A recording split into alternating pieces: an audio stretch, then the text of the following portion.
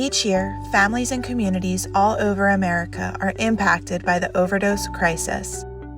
In 2020, opioid-related overdoses increased by 37.6%, meaning we lost 188 people each day, and that number has been increasing, leaving a lifetime of grief for every child, parent, or partner left behind. Overdoses are often preventable or reversible, so understanding and addressing risks can save lives. Fentanyl is a powerful synthetic opioid that has entered into the illegal drug market. It is up to 100 times more potent than heroin and is deemed to be the main driver of opioid overdoses.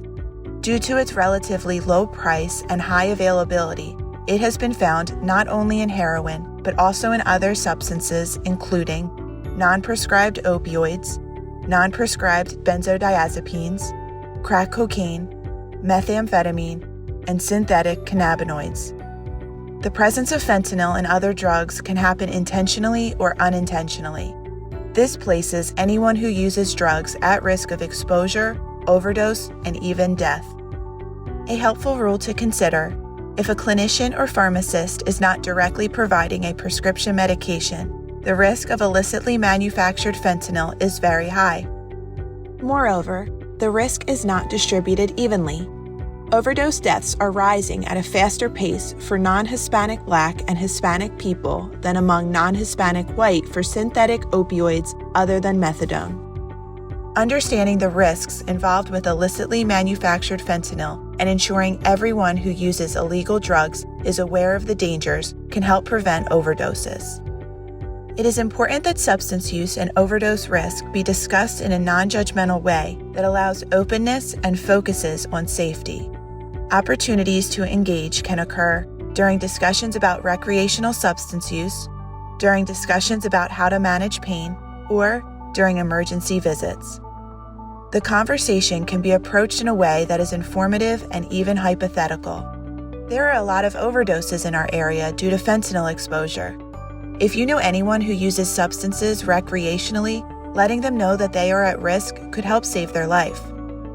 An overdose can happen anywhere. Carrying naloxone can be essential to help save a life. Remember, we are all first responders. If someone's skin is gray, blue, or ashy and they do not respond to verbal cues, rub their chest or press their fingertip firmly and look for a response. If an overdose is suspected, call 911 immediately or direct someone nearby to call 911 as you support the person. Announce that you are going to give naloxone. Good Samaritan laws protect you when you are trying to help someone in need. Be mindful of the area and avoid any needles that may be around. Remember, naloxone is extremely safe, even if given to a person not having an overdose. A few simple tips can help everyone reduce the risk of overdose. First, never use alone. A leading reason why people die of an overdose is because there is no one there to help them. Second, test your drugs. Fentanyl test strips may be available at syringe exchange programs or from other harm reduction services and can help you to know if you are being exposed to more dangerous levels of opioids. Third, carry naloxone. There are many treatment options for individuals who are concerned about their own substance use. Connecting to a peer recovery specialist or healthcare provider can help determine the best options available.